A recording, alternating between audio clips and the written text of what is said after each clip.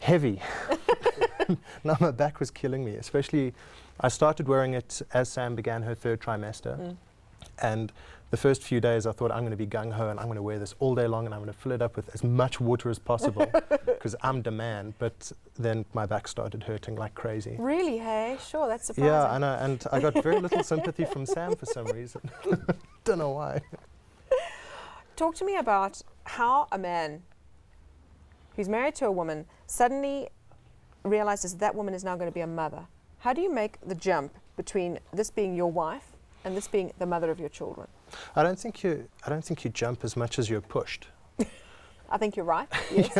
I can only speak for myself, and I didn't really process that until a couple of days after the birth, when I realized that Sam was spending most of her time with the baby, and I was spending most of my time with the baby, and we were spending very little time with each other, which happens. I mean, it happens to, I think, all couples. Do you think, though, that dads often feel resentment that this baby comes along and you almost get pushed to one side? I think it's a natural way to feel. Yeah, look, I can imagine some dads would feel like that, but I think some moms feel like that too. Because the dad now has a new plaything. He's got a little baby to play with all day long. And I can see yours looks just like you. Yes, no, she's a spitting image. Unfortunately, the poor child. I don't know, that red hair, Nicole Kidman, it never hurt her. Michael, how does mum, or rather, how does dad get past that fact that his wife, that this woman of desire, is now somebody's mother? Well, I think it's very much about taking on board, number one, that the child who has now been produced is going to preoccupy the mother. The father will therefore be put aside somewhat. The father might also have feelings of resentment, which I think is very natural. But the father's got a very, very important role to play in those early months around, number one, not just containing the mother, but also containing the baby. If the mother's left unsupported, if I look at Wesley's example, that was a fantastic example. Wasn't it gorgeous? A man who dotes, a man who even massages his wife's feet. I did that occasionally, but I don't think not like that. No, I don't think anyone does it he like was Wesley. really a doting father. But sometimes the man can certainly feel displaced. But I think the man must learn to not take it too personally, don't over-personalize it, realize that his role in containing the mother and later getting separation, attachment issues a few months later down the line, those things are very important for the health of the mother, the baby and the father. Let's go back into pregnancy. Yeah. And talk to me about sex in pregnancy, because it's not just two of you in the room anymore. No. It's you're quite right. And how does one react to that? Yes. Are you, Mark alluded to the difficulty in, are you able to actually find time and space for your own relationship? And I think any professional advice would be you have to nurture your relationship as best you can. So if it means that your child is sleeping from, say, 9 until 12 at night, you use those 3 hours to either talk, to become affectionate, to become intimate. Use those times. There have to be structured times, I think, so that you can nurture your own relationship. Structured spontaneity. Yeah, if you want to put it like that. Daniel, an SMS for you. My girlfriend's 5 months pregnant. I want to be in the delivery room when she goes into labour, but I'm afraid I will faint. What can I do to prevent this? From Andrew. No, he's not going to faint. He's not going to faint. Has no man ever fainted in your delivery room before? No. Never? Some passed out in the cesarean section. Okay. No one. He will never faint. Because in the delivery room, the best thing is to make the father do something. Either pick up the mother's head, rub the back. Always keep that father doing something. If you let her go around and ignore him a little bit, that's when maybe he can stand for a long time, can faint, can do what. Always make it. I go to an extent of making the father be the one who casts the umbilical cord. I tell her, that which is joined by men must be separated by men. And he casts them, and that gives them a lot of pride afterwards. And immediately, when the baby is cleaned and dry, give to the father. You'll see how proud the father is, like on top of the world with that baby while the mother is there. But I think if he faints, if you don't involve him, if you involve him, it's fine. Mark, you've had 2 children. The one is the spitting image. I haven't had any. Well, no, you sort of carried the second. Okay. How was the first birth different from the second? The first birth was, I suppose, scarier because you don't know what to expect. You can watch as many videos beforehand as you like. Nothing will prepare you for. Sam had a cesarean section, and nothing can prepare you for some doctor slitting her tummy open and pulling a baby out. That's No, well, I mean, my husband was totally fascinated by that. Yeah. He looked at me and said, "Baby, they got you open like a rugby ball," and then stopped holding my hand and watched the entire operation, which I actually found more offensive than if he'd fallen on the floor. But now the second time around, did she have a cesarean? Again, it was a cesarean, and did you just stand further back this time? Standed closer because I kind of knew what to expect. Okay. The most frightening thing for me was what the baby looked like when it came out. Because although newborn babies are absolutely beautiful, anybody will tell you they're covered with all sorts of amazing things when they come out of blood mommy's and glue. tummy. Yeah. Yeah. Nobody ever told me about that. And the cottage cheese, the vernix and all of that, nobody tells you about that. Were you terrified? No, I just kind of hoped that baby would at least wash itself before it came out, you know. As a pic of you and the two babies and your wife now, I see one of them was in the incubator for a while. Did that scare you? Yes. That actually happened with both children. Okay. And it's terrible seeing them put straight into a box. And then you can't touch them, you can't be near them, you just have to watch them. It's almost as if they've been put in the microwave oven because you can't touch them, you can't reach inside.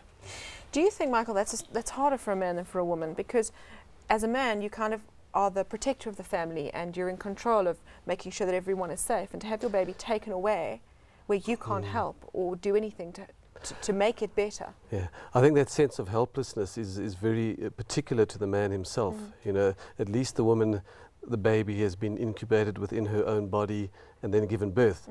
The father, sort of the protector, suddenly finds he hasn't got control over the situation. There is that helplessness. The baby's in the incubator. I want to hold this beautiful little, that's mine. So I don't think that's uncommon. Certainly, you know, that men have that sense of helplessness, and the identification that they have with their wife, their wife's helplessness as well. I think the lack of control of this, it is difficult. Yes. Camilla's on the line from Joburg. Hi, Camilla. Hi, how are you? Fine, and you? Good.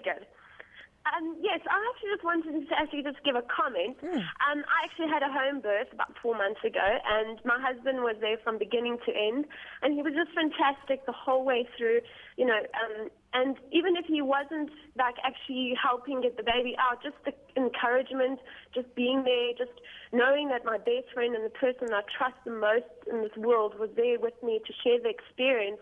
And I think men should just put a little bit more, give themselves a little bit more trust within themselves that it can be done. And you know, we have so much information out there that men can also get their hands onto about the whole birthing process, what's going to happen, that they can almost just, you know, get themselves ready for it as well, just as a woman, because we're just as scared, I think, just as men are also scared. But I just wanted to say my husband was a great support, but he was studying with me, going through what is going to happen, what is the process, and just giving him the opportunity to not be sort of put on, being bombarded in the situation with what's all going to happen and stuff like that. So yeah. Thanks, Camilla. I think that's a great call, and I think it makes a huge difference when you're educated. Did you find knowing what was going to happen was easier for you? Yes, definitely. I think it definitely helps to, just as the dad, to look things up. You know, go into the internet, read magazines. You know, be informed. Be informed. Just know what you're doing. Thanks, Mark. Thanks, guys. It was quite an eye-opener. We're back after the break when we meet a couple who'll share their versions of the journey into parenthood. Call us 011 537 9332 or SMS us on 34970.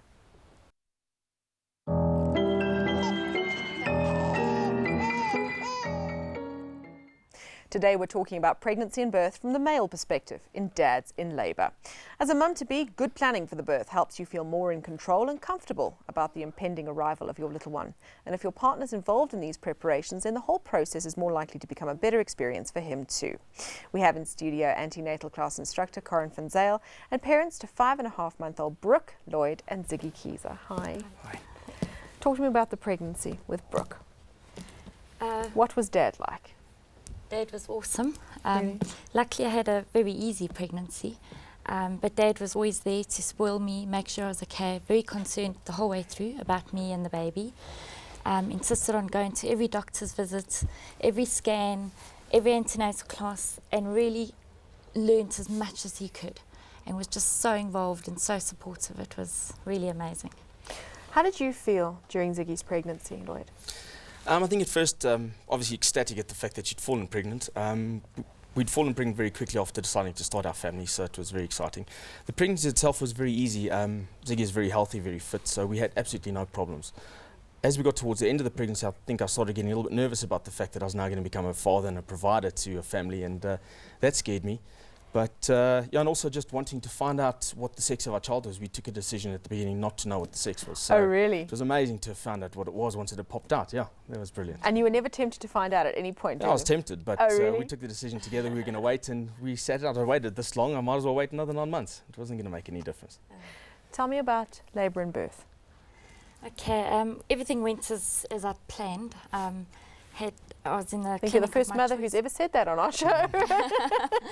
I had done a bit of research and everything. I wanted to have my water birth, and we were very lucky that everything went as planned, and we had that. Lloyd was awesome. I think the most stunning thing was I had an awesome midwife, and then having Lloyd next to me, being so supportive, rubbing my back, holding my hand.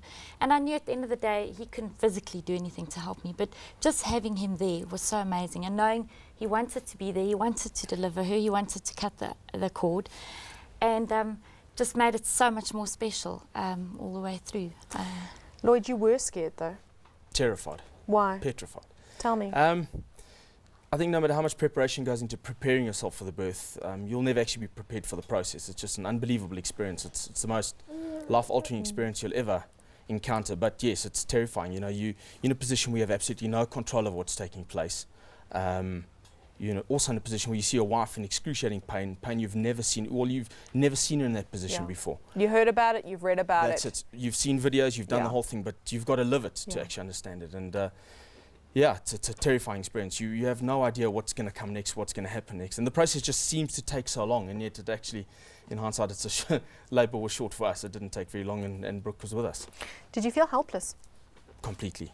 Really? You're an innocent bystander. You're merely there to set up the room, get the candles right, the music, get my camera in place, and then just try and be support. That's all you can be. And follow the instructions of our midwife, who was absolutely phenomenal. Sue was brilliant. Did Ziggy freak out during the birth? Was she in a lot of pain? Was she screaming? Was she shouting? Yeah, she was in a lot of pain. We spoke about it afterwards, and she said she actually underestimated the pain that she actually thought she would go through, and yet she was controlled. You know, while it was just her and I in the room, I think control was certainly not the order of the day. But once Sue had arrived, she took control of the situation, told us what to do, what not to do, prepared the water, got her in the water, helped her through with the breathing, through labour, through the contractions, and then she was fine. You know? Is there anything anyone could have told you ahead of Brooke's arrival that would have prepared you better? Or do you think it just had to be your experience? It just has to be your experience. Really? My wife was prepared. Ziggy had read spent lots of time going through literature. We'd been to antenatal classes. I'd read up on the topic, but nothing prepares you for the arrival of you. I think especially your first child. I think your second will be different, but your first child, it's much like going to the army. You're right. Tell me, when you went home on a day-to-day basis, how involved did you want to be? How involved were you? And were the two of you in sync? I was very fortunate that Brooke was born on Christmas Eve, so I was on leave. I had 3 weeks of leave following that. So I was very much part of the process. I took care of Ziggy's personal needs. It's a stage where she's very fragile. She needs to be cared for just as much as what the baby needs to be cared for. And then obviously I also started the bonding process with Brooke, bathing her, feeding her, helping mom feed. Obviously we're still breastfeeding, and changing nappies. I quickly learned how to use the washing machine and the tumble dryer. I bet you did, yes. And cleaning the house and doing the shopping on my own. But it was fantastic. Wouldn't change it for the world. Karen, what are some of the things that fathers aren't prepared for when it comes to pregnancy, labour and birth? I think the moodiness gets to them the most, and the roller coaster ride, because sometimes mommy feels on top of the world, and 10 minutes later, she feels horrible and she starts snapping at you, and it's all because of the hormones and all those sorts of things. But I think in the antenatal classes, that is what gets to Dad the most, is the unpredictability of the moods and not knowing exactly how to respond to that. And the advice that I always give them is just follow her lead. You know, don't try and be Mr. Fix-It-All and try and fix her mood and everything. Just try and go with the flow and try and see what she needs and anticipate that and go with it. Well, it's like I always say, take it like a man and cower behind the sofa until it's over. So right, yeah. Has your relationship changed since Brooke came into your lives? To a large extent. Obviously, your focus shifts. You're now a family instantaneously, and you need to care for this little individual that needs lots of nurturing and lots of care at the beginning of its life. So yes, it puts strain on your relationship. You've got to try and find the time, which is not easy, holding down jobs, taking care of your own professional well-being, and then also having to fend for your family. So it's very difficult, yeah. But you work on it on a daily basis. You have to. Do you, Ziggy, I'm going to ask you first, do you see Lloyd as a dad now more than a husband? And Lloyd, do you see Ziggy as a mom now, almost more than a wife? I'll start with you, Ziggy. At times, yes. Yeah. At times, especially when he's with Brooke, I'll look at him and think, Wow. yes, he's Brooke's dad, you know, wow, that's awesome. It's a big change, you know. But when we're alone, like at night when she is asleep, then I still do see him as my husband and my partner. But yes, it has changed. Yeah, you do look it does. differently at that person. And you, Lloyd? Definitely. Yeah, I call her mom now. So yes, Yeah. indeed. So he has become a mom, that's first and foremost. But I appreciate that and I respect that, because that was the decision we took. Yeah. She wasn't an accident. We knew what we were getting ourselves in for, and that's what she requires at this stage in her life. So I'm happy to take a back seat for the time being. Yeah. Joy's on the line from Nigeria. Appropriate call. Hi, Joy. Yeah, morning. Morning. What's your call about? Good morning. Happy Father's Day to all fathers. Thank you. I have a question. I have 3 children, and my husband was not there for the first 2. Okay. But for my last child, the girl, he was around with me all through in the labor room, in the hospital. I'm becoming scared because I notice he's emotionally attached to the last one than the first 2. Does this have anything to do with this? I'm really bothered. Let's see if we can find out. Corin, I don't know if you heard that the line was quite bad. Joy has 2 children. Her husband wasn't too involved with the first 2 in terms of labour and birth. The third one, he was around for the birth, the labour, and apparently there's a real closeness and affinity between him and the last child. Definitely. I mean, just the fact that you witnessed this whole experience.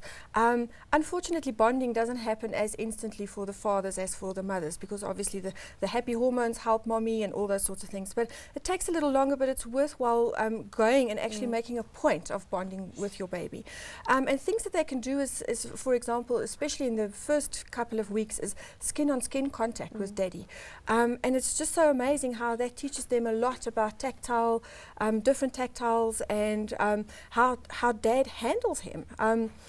Dad's pressure when handling a baby is much more different than a mom. So, and a child needs to learn about those things as well. So getting involved with the daily routine, bathing your baby, feeding a baby if it's possible. Even when mom breastfeeds, allow daddy to just give 1 feed maybe per day with the bottle.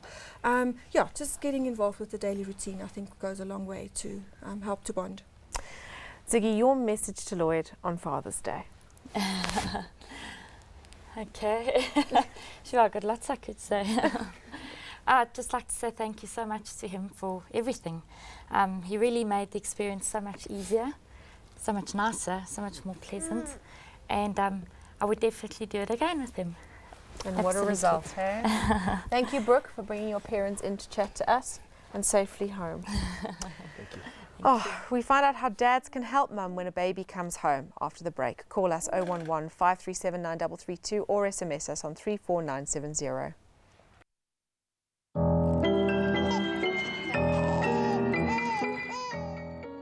Today we've been getting the lowdown on a man's journey into parenthood.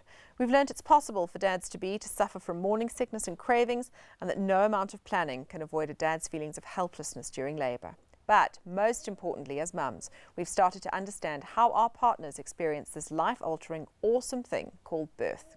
So let's recap now with our in-studio guests, infant expert and antenatal class instructor Karen van Zyl, gynecologist and obstetrician Daniel Mahapa, and clinical psychologist Michael Sisserson. And we've got some SMSs here from panicked mums about panicked dads. First SMS, I'm having an elective Caesar tomorrow. My husband's been great throughout the pregnancy, but once a theatre was booked, he's changed. He is now moody. Please give me some advice. Michael, why do you think Dad might have freaked out? I think the reality is hitting home.